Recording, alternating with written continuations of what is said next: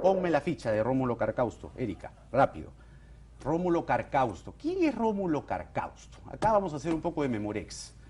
Él es miembro de la primera sala penal de apelaciones, ¿ya? En esa sala se liberó a Félix Moreno, ¿ya? Félix Moreno, ¿se acuerdan? Félix Moreno. Todos se acuerdan de Félix Moreno. Ya, no es lo único, ¿ah? Acá no hay un anticucho, hay una parrilla de anticuchos, ¿ah? Hay así, doña Agrimanesa, van saliendo uno detrás de otro. Puso en libertad el brazo legal de Orellana. Le revocó la orden de detención a los accionistas de las empresas consorciadas de Odebrecht. Y también recusó a la sala preventiva que dictó prisión preventiva contra Ollanta Humala y Nadine Heredia. No es solamente eso. En el 2010 absolvió al exalcalde de Puno, él viene de Puno, pues, ¿no? Mariano Portugal, del proceso judicial por los delitos de peculado contra la administración pública. En el año 2014 fue cuestionado por dar puestos de trabajo a sus allegados en la Corte Superior de Justicia de Puno, sin que pasaran por el legítimo proceso de convocatoria y selección interno. Estamos haciendo aquí nuestra contribución, ¿eh? Nuestro pequeño aporte, porque si vamos a hacer una reforma, hay que hacerla de verdad y hay que hacerla completa, ¿ya? En noviembre del 2014 anuló las resoluciones que declaraban fundados los impedimentos de prisión preventiva contra 3 implicados en el caso La Centralita. Miren, miren todo lo que estamos hablando. Orellana, La Centralita, ¿qué más? En el 2015 defendió la anulación de la resolución que ordenaba detención preliminar por 15 días a un grupo de investigados vinculados a Rodolfo Orellana. En el 2017 revocó el fallo que prohibía a Odebrecht vender activos en el proyecto Olmos. Ese mismo año declaró nula la sentencia que condenaba al policía Diopoldo Aguilar Camacho como autor del delito de tortura seguida de muerte contra Gerson Falla. Miren, o sea, si hay que hacer una reforma, hay que hacerla de verdad. El nombre de un juez aparece cada vez con más insistencia en fallos polémicos. Es el juez Rómulo Carcausto Caya, miembro de la primera sala penal de apelaciones, la misma que esta semana dispuso, así de simple, excluir a las empresas Grañé Montero, JJ Camet, ICSA, del caso Interoceánica, el mismo por el que se habría pagado un soborno de 20 millones de dólares a Alejandro Toledo. Lo peor de todo es que no es el único fallo controvertido, es la misma sala que liberó a Félix Moreno, que puso en libertad al brazo legal de Orellana, la misma sala que revocó la orden de detención de los accionistas de las empresas consorciadas de Odebrecht y la que recusó a la sala que dictó prisión preventiva contra Ollanta Humala y Nadine Heredia, yendo por supuesto mucho más allá de lo que establecía el fallo del Tribunal Constitucional. Conozca la historia del juez Carcausto y la Sala Penal de Apelaciones en el siguiente reportaje de Karina Novoa y Jimmy Rodríguez. Prisión preventiva Alejandro Toledo Manrique. Prisión preventiva contra los investigados Ollanta Moisés Humala Tazo y Nadine Heredia Alarcón. Dos jueces distintos, hasta antagónicos. Por unanimidad, declarar nulo la medida restrictiva de derecho de detención preliminar, declarar nulo.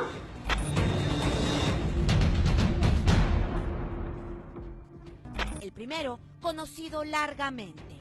El segundo, Rómulo Carcausto Caya, juez superior de la Sala Nacional de Apelaciones del Poder Judicial. Hemos dado la respuesta dentro del marco de la Constitución y la ley.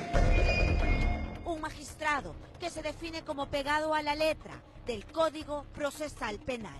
La Sala Penal de Apelaciones Nacional, a nombre del pueblo de quien emana esta potestad, cumpliendo solamente con la Constitución y la ley, resuelve declarar nulo. En nombre del pueblo y de la Constitución, votó a favor de la liberación de Félix Moreno. ¿El señor Carcausto para quién trabaja? ¿Para la justicia o para Félix Moreno? Recusó a la sala que confirmó la prisión preventiva contra Ollanta Humala y Nadine Heredia. Liberó al brazo legal de la red criminal de Rodolfo Orellana. Tiene un criterio prodelincuente, ¿no? O sea, o procriminalidad organizada. Liberó a los empresarios de las compañías consorciadas con Odebrecht, acusadas de pagar conjuntamente la coima a Alejandro Toledo por la Interoceánica. Disponer la inmediata libertad de los imputados. Esta es la última resolución de la sala a la que pertenece Rómulo Carcausto. Este magistrado votó para excluir del proceso a las empresas consorciadas. Cuando se cae en un exceso de garantismo, también se puede tener consecuencias muy negativas, generar impunidad. ¿Estamos aplicando la norma o estamos buscando cómo no hacer efectivas responsabilidades que al final sirvan para generar impunidad? Carcausto se ha convertido en una puerta clausurada para no dejar avanzar, según fuentes en la Fiscalía. Un juez hipergarantista que solo levanta sospechas. Cuando del 100% en una cadena de procesos, el 99% apunta en una misma dirección, y esta dirección es generación de impunidad en este caso, entonces ya no es una casualidad. Algo está funcionando mal. Y la Corte Suprema debería poner orden. La mega investigación de Lava Jato. Importantes casos de criminalidad organizada pasan por esta sala y por las manos de Rómulo Carcausto Caya. ¿Quién es este magistrado? ¿Qué es lo que no ha querido ver el juez Carcausto para firmar estas resoluciones que liberan, recusan y levantan incautaciones, siempre a favor de los investigados por corrupción o por lavado de activos? Todos los detalles aquí en Panorama.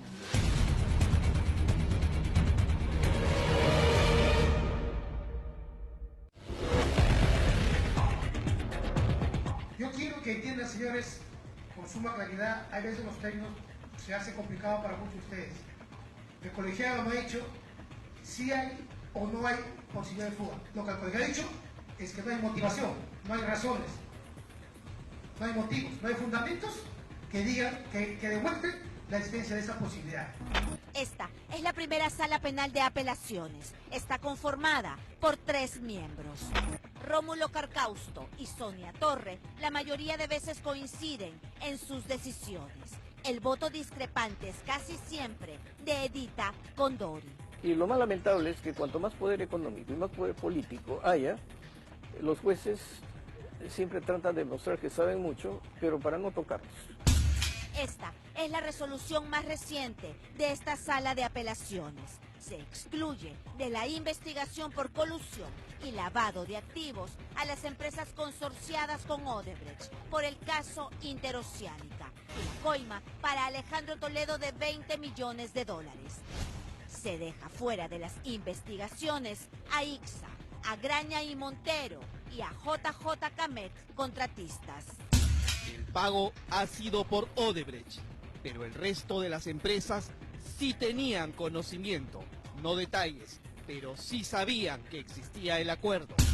Acusadas de conocer el pacto ilícito entre Alejandro Toledo y Jorge Barata y de pagar la coima de manera conjunta y proporcional a la inversión de cada empresa. Ellos sabían que habíamos pagado y sabían que tenían que asumir lo que le correspondería. El mismo Marcelo Odebrecht ha dicho ante fiscales peruanos que las consorciadas sabían muy bien lo que hacían. Sin embargo, para Carcausto y Torre, todo esto no es suficiente para que estas empresas sigan siendo investigadas. En resumen, estos jueces sostienen que la Fiscalía no ha especificado los cargos contra estas empresas. Ese argumento no es del todo cierto, porque en el requerimiento del fiscal sí está de por medio el delito o los delitos que están imputándose, que es básicamente colusión y lavado de activos en este caso, contra los directivos de las consorciadas, y que se vincula también con la propia organización, con las propias personas jurídicas, con las propias empresas. 2 abogados penalistas, la Fiscalía y la jueza Condori, aseguran que en la imputación fiscal sí se detallan los delitos. Están escritos en la acusación. En esta etapa de la investigación, dice Condori, es lógico que se requiera solo un nivel de sospecha para proseguir en el proceso. Pero Carcausto exige más. Hay que tener en cuenta que estamos todavía en una fase de investigación, ¿no? De una fase de investigación preparatoria, que no puede exigirse un grado probatorio alto, casi cercano a una condena, a una sentencia final, porque todavía faltan realizar actos de investigación. Esta sala no solo excluyó a las consorciadas. En enero, la misma sala anuló la prisión preventiva interpuesta por Richard Concepción Carguancho contra los dueños de estas empresas, los socios de Odebrecht en la Interoceánica Sur. Nuevamente, Carcausto y el voto de Sonia Torre. Otro duro revés para la Fiscalía. La colusión que se ha sostenido era entre el señor Barata y el señor Toledo. Correcto. Esa es la colusión. Correcto. Ahí no hay punto en debate. Ahora hablemos del segundo acto y quiero que me explique el Ministerio Público. ¿Dónde los señores investigados en su condición de empresarios aparecen coludiéndose con un funcionario público? Carcausto quería acaso que Toledo se reuniera con cada uno de estos empresarios, que a cada uno le pidiera dinero por la Interoceánica para confirmar la prisión preventiva.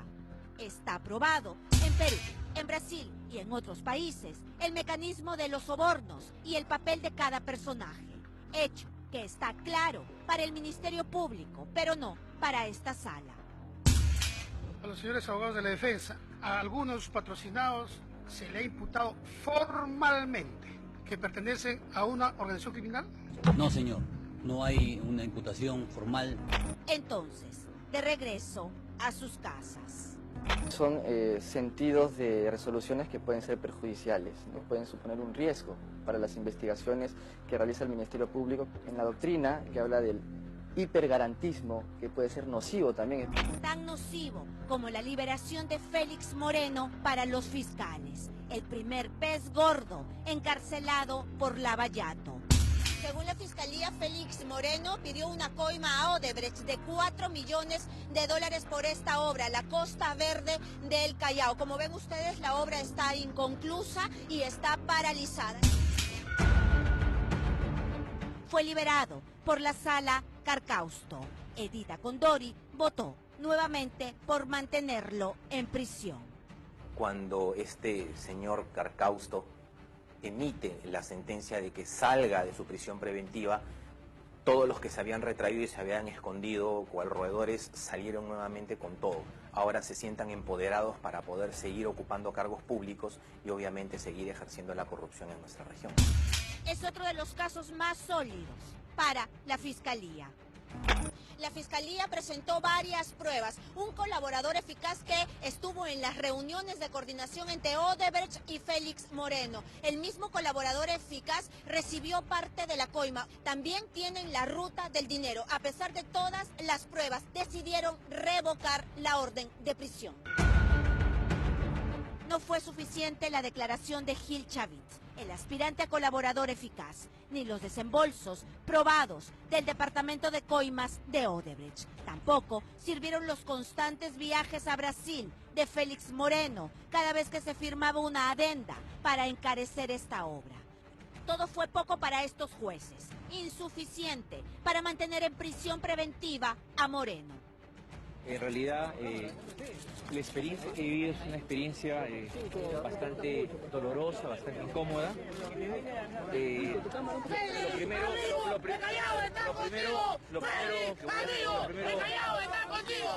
Según la resolución firmada por Carcausto, no se contaban con suficientes elementos de convicción.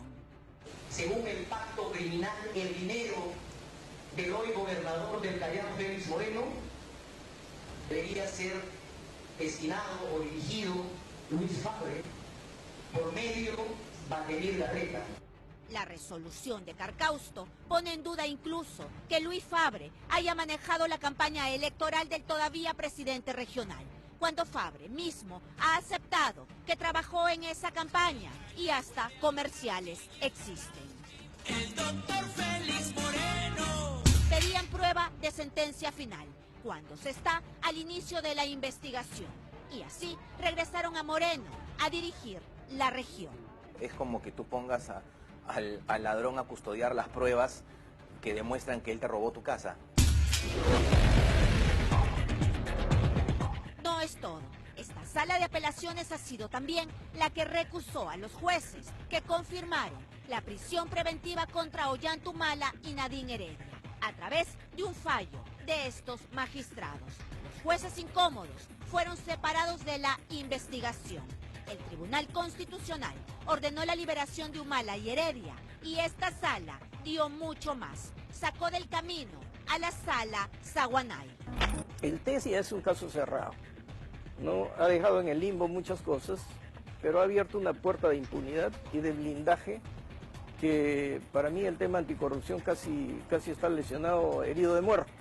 La Sala Penal de Apelaciones Nacional, a nombre del pueblo de que emana esta potestad, cumpliendo solamente con la Constitución y la ley, resuelve por unanimidad declarar nulo la medida restrictiva de derecho de detención preliminar por el plazo de 15 días dictado a los imputados, disponer la inmediata libertad de los imputados Blanca Rosa Paredes Córdoba, Robinson Octavio González Campos, Álvaro Delgado Cheque. Otra insólita resolución, esta vez por unanimidad de la Sala Nacional de Apelaciones, pero con especial protagonismo, como vemos, del juez Carcausto. El tribunal concluyó que hay suficientes pruebas que podrían recibir penas de hasta 20 años de prisión, pero que deben ser excarcelados porque no hay peligro de fuga, porque los capturaron mientras dormían en sus casas. Se dejó en libertad, según la Fiscalía, al brazo legal de la red Orellana. Eran personas capacitadas en derecho registral, procesal civil, penal y sobre todo las carpetas que ellos organizaban para usurpar terrenos o para despojar propiedades, las manejaban ellos. Se logró recabar alguna documentación hasta que la resolución de Carcausto puso fin a eso.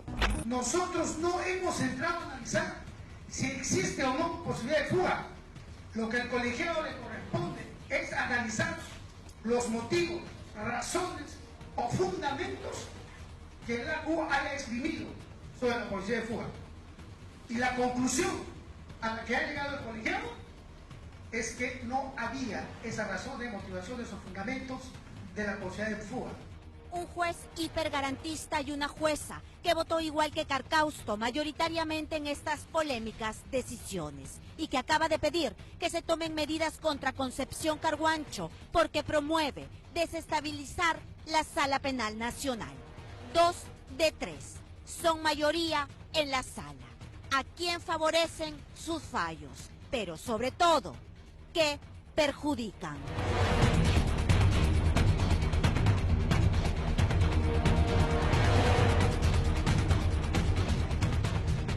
Ese es el juez Carcausto. Para impedir justicia no se requiere aferrarse de manera casi enfermiza del punto y coma de una ley. Entra también a tallar la racionalidad, la proporcionalidad, el criterio. De lo contrario, estamos simplemente ante una leguleyada pura y dura, que es lo que parece estar advirtiéndose en la mayoría de estos casos, que, dicho sea de paso, y de manera casual, termina dándole la razón a, sobre todo, gente suma y altamente sospechosa de corrupción. No ayuda absolutamente nada en esta lucha en la que se trabaja, y se trabaja durísimo para poder conseguir suficientes indicios que solo permitan la investigación preliminar. En la recusación de la sala que dictó prisión preventiva contra Humala y Heredia, esa sala otorgó muchísimo más de lo que la propia defensa solicitaba en su escrito, y exige además un nivel de evidencia como si se estuviera en medio de un juicio del tema de fondo. Eso es lo que hay que tener claro. Ese juez no está viendo el proceso en sí donde se va a declarar si las personas son culpables o inocentes, sino si procede o no la etapa de investigación preliminar, en la que se deben evaluar simplemente si existen o no los indicios para que las investigaciones continúen. Y es esa puerta la que este juez y esa sala está cerrando en medio de toda la podredumbre que los peruanos estamos viendo que ocurre con la corrupción en nuestro país. Esas son las puertas que está cerrando y esas son las exclusiones que está haciendo, dejando simplemente así de brazos atados a un número bastante amplio de fiscales. Ojalá la Corte Suprema le prestara más atención a eso en lugar de estar entreteniéndose en los otros extremos probablemente.